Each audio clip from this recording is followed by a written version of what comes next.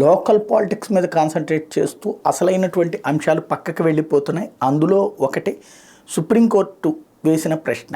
భారత రాజ్యాంగంలో తొలినాడు లేనటువంటిది, ఆ తర్వాత ఎమర్జెన్సీ టైంలో బలవంతంగా చేర్చబడినటువంటి పదాలు తొలగించమంటూ సుబ్రహ్మణ్య స్వామి భారతీయ జనతా పార్టీకి సంబంధించినటువంటి మాజీ ఎంపీ వేసినటువంటి పిటిషన్, సెక్యులర్ సోషలిస్ట్ అన్నటువంటిది పదాలు తొలగించాలంటూ వేసిన పిటిషన్ మీద ప్రస్తుతం సుప్రీంకోర్టు విచారణ జరుగుతుంది. 1949 నవంబర్ 26వ తేదీన అలాగే ఆమోదించిన తేదీని అలాగే ఉంచుతూ రాజ్యాంగ ప్రవేశికను సవరించవచ్చా, ఎందుకంటే అట్లా సవరించారు ఆ తర్వాత కాలం అని సుప్రీంకోర్టు శుక్రవారం ప్రశ్నించింది. రాజ్యాంగ పీఠిక నుండి సోషలిస్ట్ మరియు సెక్యులర్ పదాలను తొలగించాలని కోరిన ఎంపీ సుబ్రహ్మణ్య స్వామి, అలాగే న్యాయవాది విష్ణుశంకర్ జైన్లని న్యాయమూర్తులు సంజీవ్ ఖన్నా, దీపాంకర్ దత్తాలతో కూడిన ధర్మాసనం ఈ ప్రశ్న వేసింది. అంటే వాళ్ళది అట్లా యాడ్ చేశారు ప్రవేశికను, అట్లా అసలు అది మార్చకూడదు, ప్రియాంబుల్ అన్నది మార్చకూడదు అన్నటువంటి నిబంధనని ఉల్లంఘించి మార్చారు. కాబట్టి దాన్ని అట్లాగా మార్చచ్చా అని ప్రశ్నించినటువంటి పరిస్థితి. కాబట్టి అది తొలగించాలి అన్నటువంటి కాన్సెప్ట్ మీదనే